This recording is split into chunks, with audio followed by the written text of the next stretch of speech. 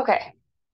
If you've been absent for the low poly project, this is kind of a quick summary to get you caught up to speed here while I'm gone. If you feel confused about any of this, reach out to someone in your pod, talk to a little neighbor, look this whole thing over, and listen and watch this video here. So we are getting ready to create a low poly image. These are examples right here. In layman's term, you will take an image, a reference photo here, and turn it in to your own low poly image, okay? There's lots of good examples in here. Check them all out.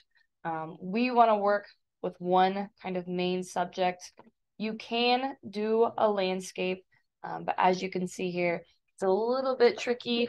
The details kind of get a little bit rough as we go. So I suggest picking a main subject kind of in the foreground close to us without too many details and that you feel like is easily recognizable, okay? Sum it up here. Low poly, what does that mean? It's just a low number of polygons. We want to land somewhere here between the start and the simple, hopefully end up with basic, okay? Not getting into these intermediate or advanced. This will take way too long. So we want to work with a low number of polygons, right? It comes from video games here. We see it all over the world, tattoos, sculptures. We're working with it digitally. It's now everywhere. If you still don't understand portrait versus landscape, look this over. Portrait is just that long vertical length of the orientation, and then landscape is the exact opposite, looking at it horizontally long here. Orientation just refers to the way that this image is going to be oriented, okay? So portrait versus landscape, long this way, long this way. Profile, side of the face. If you choose to do a profile, let me know. Can get a little bit tricky. Subject, you need to pick one subject to use.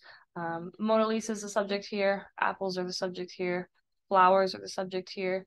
Try to pick one main subject that's kind of close again to us up in the front. You could do a couple if you wanted to. This is too many, I feel like. Stay away from something like this. Again, just a reminder, thinking about landscapes, try to find something with one main, easily recognizable subject. This one had way too much going on, and they didn't quite know how to simplify all those details. It's hard to tell even what it is, right? It is a landscape. There is a tree here. Try to steer away from doing a very intricate landscape. This guy here is a snake. They did a better job at kind of cleaning up those details. Could have been maybe a little bit more simplified in the stick, but you can start to see the curves of the snake there. This one here, way, way, way too much detail, all right? It's not considered low poly. It's not a low number of polygons, right? There are a bazillion triangles happening here. It's a really cool image, right? It's very beautiful. They spent a lot of time on it, but we don't want to do that, okay? So I had everyone collect 3 landscape-oriented images and 3 portraits. So along this way for portrait, along this way for landscape. They must be real images unless you get it approved by me otherwise. We need a couple different values on here. We don't want a flat cartoon image to pull from. Talked about background, middle ground, and foreground again. We've touched on this a lot. Hopefully you know what it is now. Foreground's in the front, middle ground's in the middle, background's the furthest away from the viewer in the back. We've talked a lot about composition, okay? When you go and pick an image, that does not mean that you are stuck with the shape, how it's cropped here. Feel free to zoom in if you need to. You'll notice that I zoom in on my cat later on. We narrowed down our images to our top 2 favorites. Talked about line, how we're using lines to make geometric shapes. Specifically, we're working with triangles. A triangle is a polygon. A polygon is any sort of 2D geometric figure with at least 3 sides, okay? We are going to make our project mostly triangles. I would say 85 to 90% should be triangles. A little bit of maybe squares, rhombuses, what have you, it's going to be okay. But we want it mostly to be, excuse me, not squares, triangles here. Form, we talked a lot about the difference between form and shape, right? Shape is 2D, flat. A form is 3D, has height, width, and depth. We want to take those triangles and stack them up onto something to make it look three-dimensional. So let's say this cube here, if we were to cut this out into a bunch of triangles, how could we make that kind of angle back to look 3D, right? As we stack those triangles up, it's going to create a good rhythm. It's just repeating that object over and over again. It's going to kind of unify our image. This guy here, thinking about how we can stack those triangles up to make something look three-dimensional. Think about how you need to angle things, okay? We don't want it to look like a hodgepodge here. So you're going to take your image, I've cropped mine here.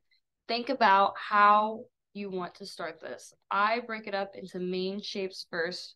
Have the chest, arm, back, ear, eye. Have that front portion of his face, his nose, and that back portion of his face. We are using the pen tool on Illustrator, so our lines will be straight, right? Not the curvature tool. Our triangles are not curvy. They need to have those flat edges on them. These little dots are just my anchor points, letting you know kind of where I'm stopping and starting. So I'm using straight lines, pretending to use my pen tool. So I start with the big main shapes here. You can go in and cut out some of your highlights, lowlights, any of those other values you want. If you have a good shadow, feel free to make it a main shape, okay? Then after you get all those main shapes set up that you want, go in, maybe make some marks, decide how that object would go back into space. Where does the back bend? How does that face bend, right? This is going away from us. Thinking back to that cube. This is more of that sphere, right? Circular. This part's coming out towards us, and then those edges are going back.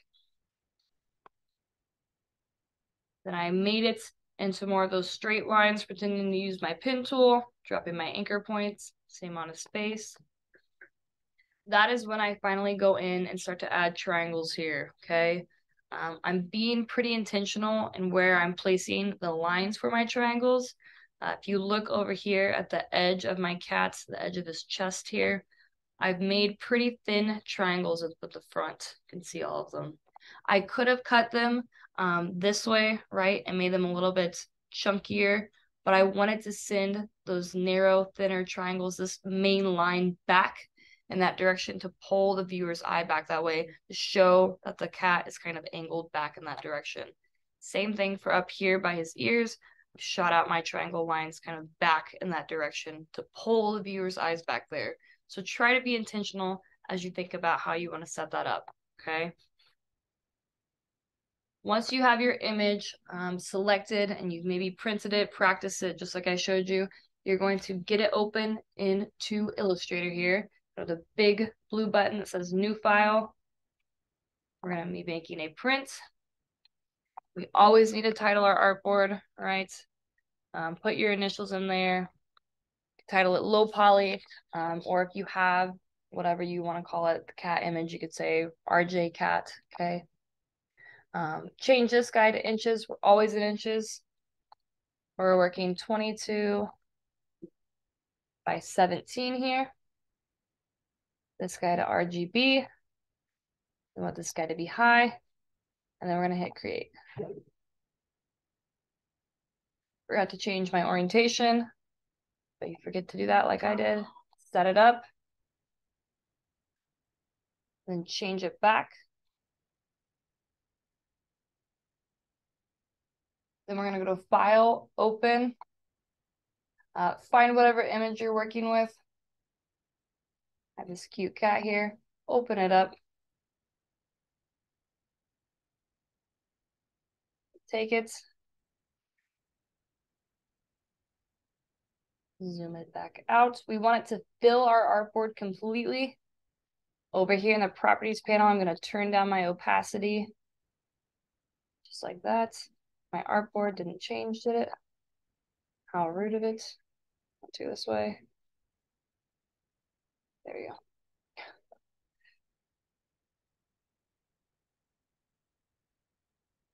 I'm going to go into my layers panel up here next to the properties panel, go all the way down to the bottom to the little create new layer tab.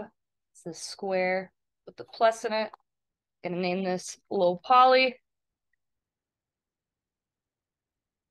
Whoa. I'm going to name this guy image. I'm going to lock it. Okay. Switch back over to this guy. We're going to go into view. I'm going to turn on show grid towards the bottom here. Go into view, turn on snap to grid, back into view, and then make sure snap to point is on. So the grid should be up, snap to grid, snap to point. And we're gonna go into edit, all the way down to preferences, into guides and grid. Make sure the grid line is every 1 inch. You want 8 subdivisions.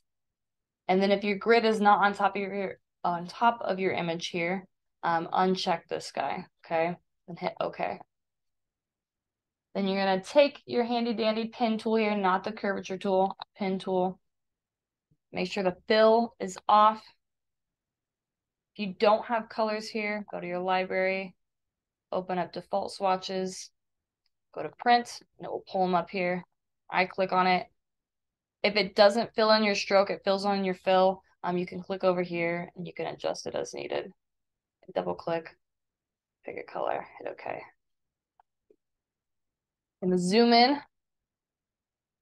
And just like I've been practicing, you're gonna go around those shapes. You can see that it's not perfectly. I could have moved this one up. It wants to snap to your grid, right? Which is why we've turned that on. This is a safe way to work. That way you know all your points are touching as you're working. If this is bothersome to you and you're feeling pretty confident, you can shut off the snap to grid, but keep in mind that all of your paths need to cross. So if you're not feeling like you can do that without having the snap to grid on, maybe leave it on. If you want it to be more perfect, you can shut it off. Don't start dropping a million different anchor points when you shut it off though, okay? You're gonna have a lot to do just by snapping to the grid here. It's going to look blocky. It's going to look chunky as we go because we are making something out of triangles, out of a very straight-sided shape there, okay? So if you want to shut it off, you go back to view, uncheck snap to grid, all right? Whoops. Hopefully this makes sense and be back Monday.